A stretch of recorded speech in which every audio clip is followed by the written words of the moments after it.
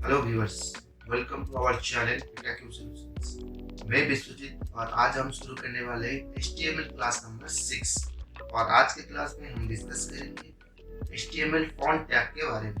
तो आज का क्लास शुरू करने से पहले आप हमारे चैनल को सब्सक्राइब कर लीजिए ताकि हमारे चैनल पे कोई भी नया वीडियो अपलोड होगा इसका नोटिफिकेशन आपको पहले मिल जाएगा। तो चलिए शुरू करते हैं आज का क्लास।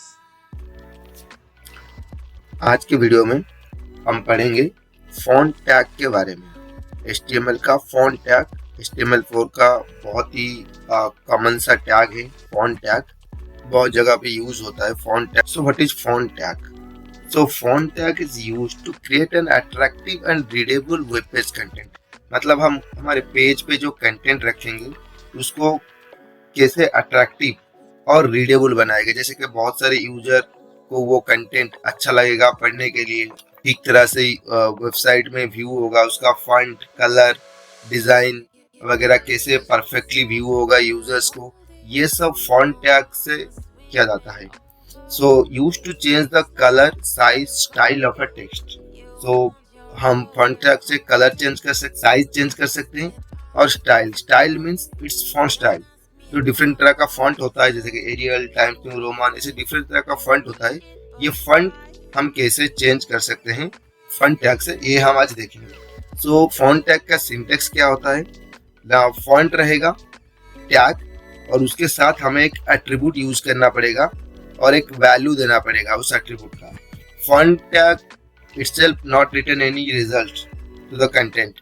फॉन्ट टैग कोई भी रिजल्ट डिस्प्ले नहीं करेगा अगर उसके साथ एट्रीब्यूट नहीं होगा तो। So attribute is compulsory for font tag. So हर एट्रीब्यूट के लिए एक वैल्यू रहेगा, फॉन्ट टैग के अंदर उसके कंटेंट रहेंगे। जो भी हम फॉन्ट टैग में जो भी वैल्यू देंगे एट्रीब्यूट को, वो उस कंटेंट पे रिफ्लेक्ट करेगा। फॉन्ट टैग का पहला जो एट्रीब्यूट है, font tag with size attribute. So size attribute क्या कर रहा है? Specify the size of a text is present.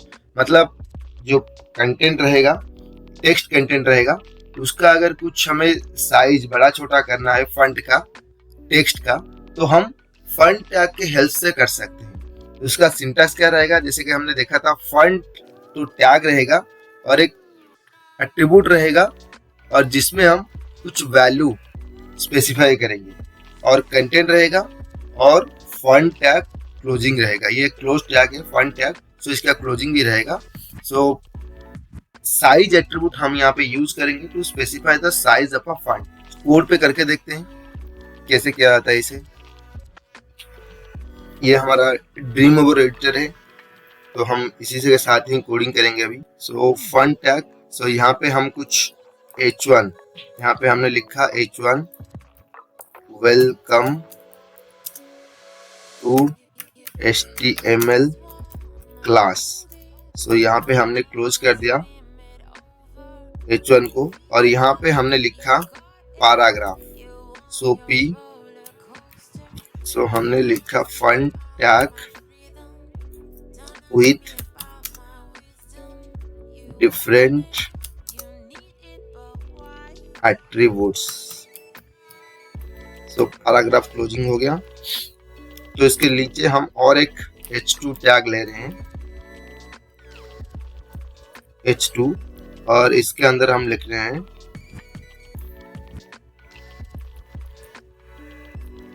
Explain with examples.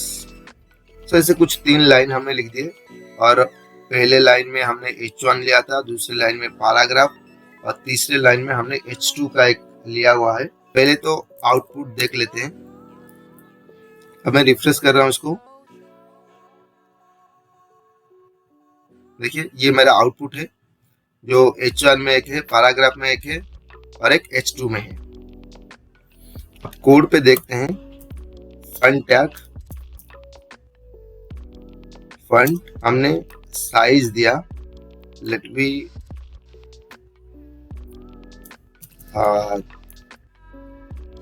5। सो हम ये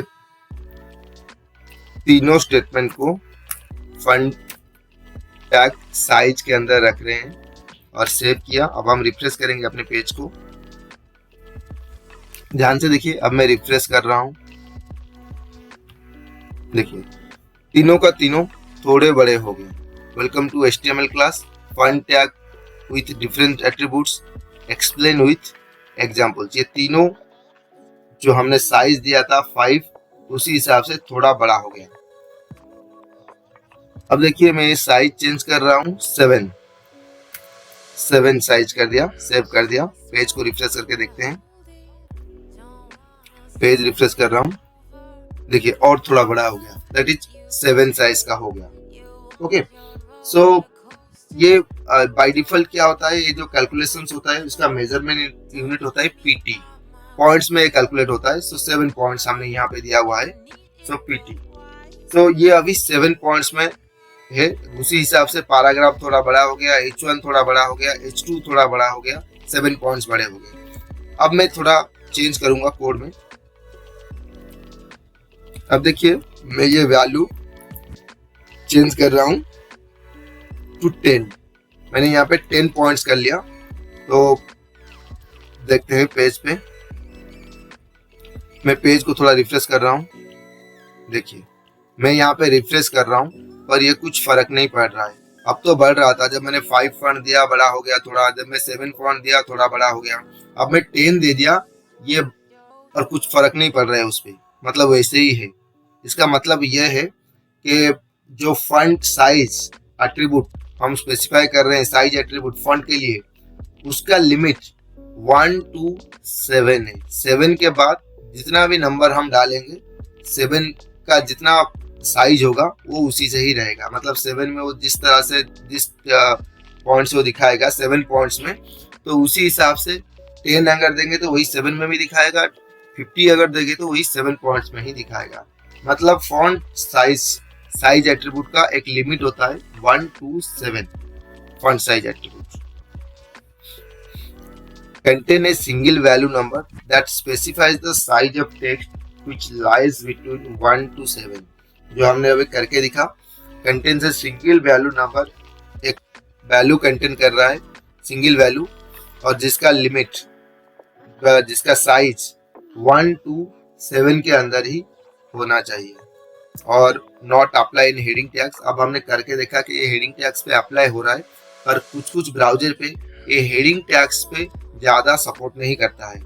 कुछ ब्राउजर में हेडिंग टैग पे अप्लाई नहीं होता है टैग्स, तो इसीलिए रिकमेंडेड है अगर आप फॉन्ट टैग यूज कर रहे हैं साइज एट्रीब्यूट के साथ, तो आप पैराग्राफ पे ही इसको यूज कीजिए, क्योंकि किसी ब्राउजर में ये हेडिंग टैग्स जो होते हैं वो साइज एट्रीब्यूट पे काम नहीं करते हैं। So it's recommended to use with paragraph tag.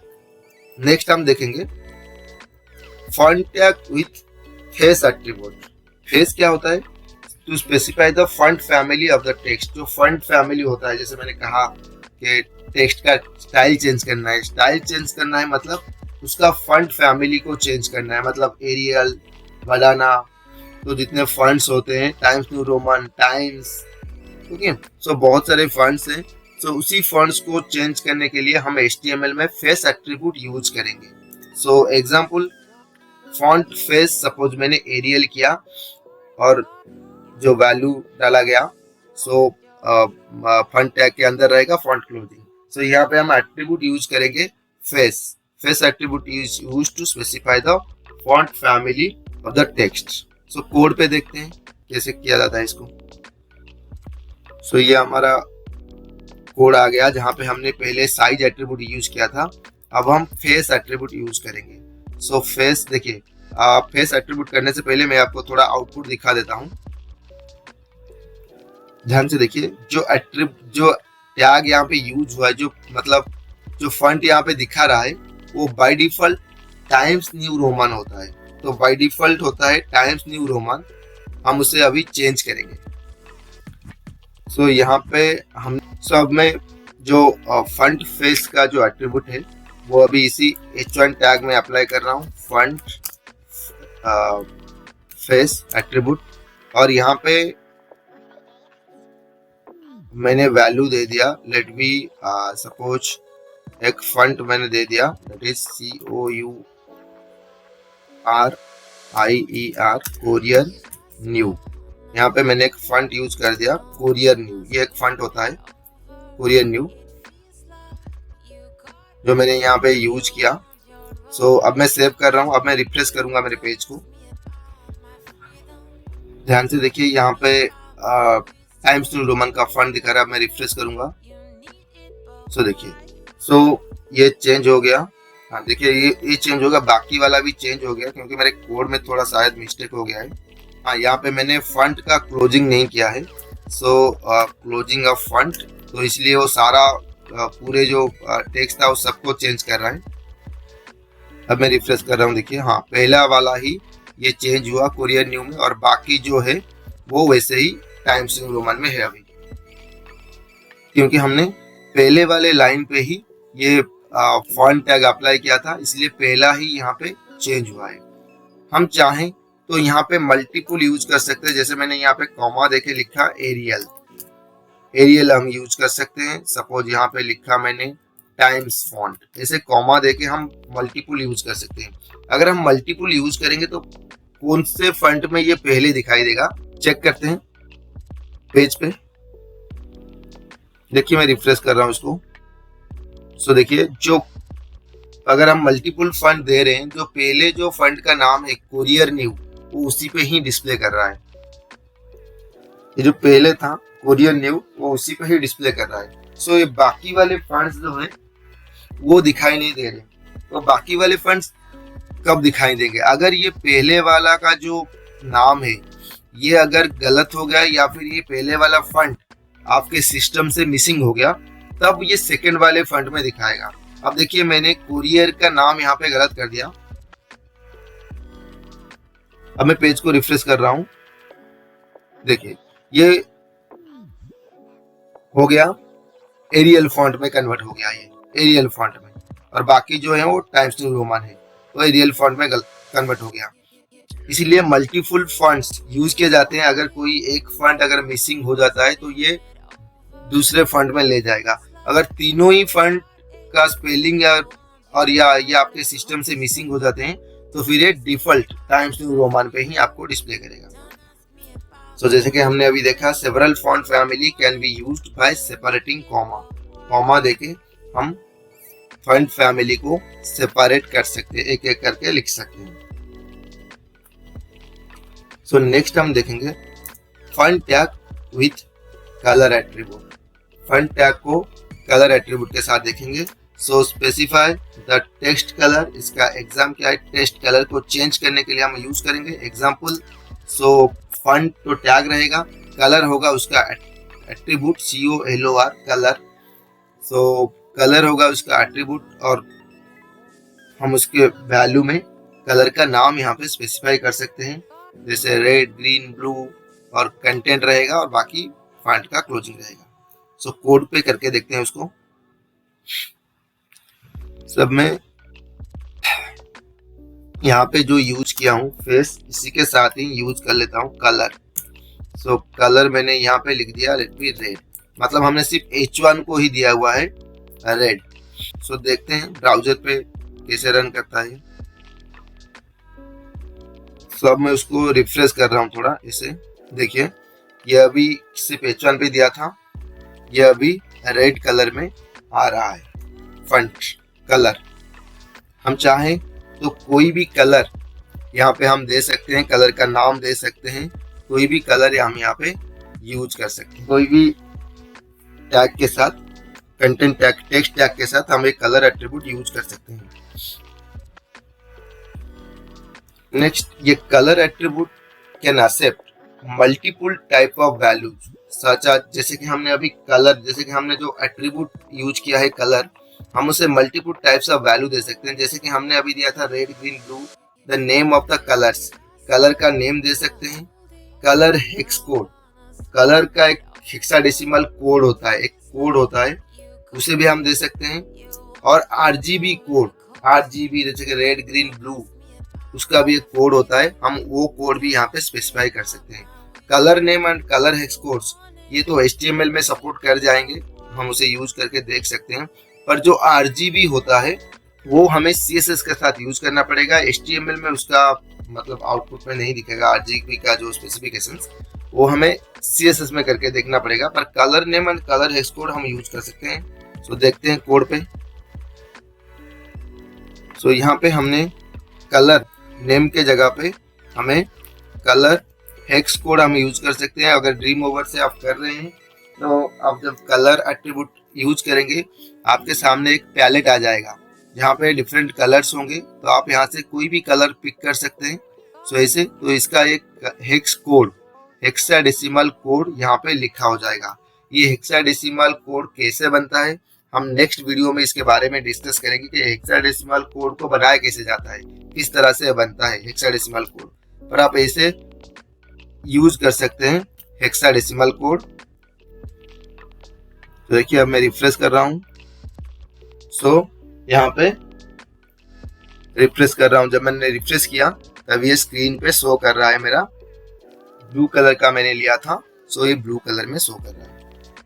सो हम हेक्साडेसिमल कोड यूज कर रहे हैं। यहाँ पे हम चाहें तो नेम्स भी यूज कर सकते हैं। और हेक्साडेसिमल कोड क्या है ये हम आगे के वीडियो में, मतलब नेक्स्ट वीडियो में ही हम डिस्कस करेंगे हेक्साडेसिमल कोड क्या होता है। सो ये तो 3 एट्रीब्यूट हैं फॉन्ट के, साइज, फेस, कलर, जो कि बहुत ही कॉमनली यूज किए जाते हैं फॉन्ट के साथ टेक्स्ट को फॉर्मेट करने के लिए। टेक्स्ट को थोड़ा अट्रैक्टिव, बोरिंग टेक्स्ट है थोड़ा अट्रैक्टिव करने के लिए यूज किए जाते हैं। सो होप ये क्लास आपको समझ में आ गया होगा। ये तो था आज का क्लास। अगर ये क्लास आपको अच्छा लगा है तो हमारे चैनल को सब्सक्राइब कर लीजिए, इस वीडियो को लाइक कर दीजिए, अपने फ्रेंड्स के साथ शेयर कर लीजिए। अगर कोई डाउट है तो आप हमें कमेंट सेक्शन में लिख के भी भेज सकते हैं। So see you in the next class.